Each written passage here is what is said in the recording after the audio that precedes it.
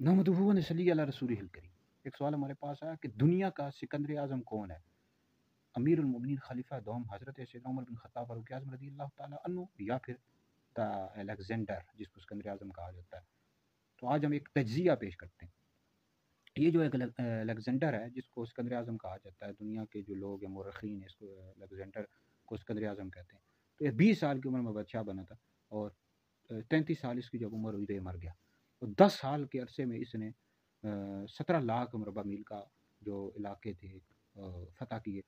और जबकि अगर हम दूसरी तरफ देखें, अमीरुल मोमिनीन खलीफा दोम और ससुर मुस्तफ़ा नबी करीम अलैहिस्सलाम के साथी हज़रत सैयदना उमर बिन खत्ताब फारूक आज़म रज़ियल्लाहु ताला अन्हु, आपने 10 साल के अरसे में 20 लाख मरबा मील का इलाके फ़तह किए, आपके दौर खिलाफत में फ़तह हुए।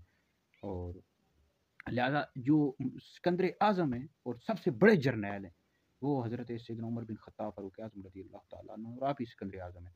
और आपने जो कवानीन बनाए, इसके तो कवानीन भी नहीं पढ़े जाते। ये जो अलेक्जेंडर था सिकंदर आज़म, जबकि सैयदना फारूक आज़म रज़ियल्लाहु ताला अन्हु के कवानीन आज भी लोग पढ़ते हैं, पढ़ाते भी हैं, यूनिवर्सिटीज़ में पढ़ाए जाते हैं। और जो पार्लियामेंट इनमें भी आपके कवानीन चलते हैं। तो कानून यहाँ बनाए जाते हैं, आपने जो दिए हैं, फिर पुलिस का निज़ाम, फिर इस तरह ये सराय और दीगर जितने भी हैं, ये आप ही के दौर खिलाफत में हुए हैं।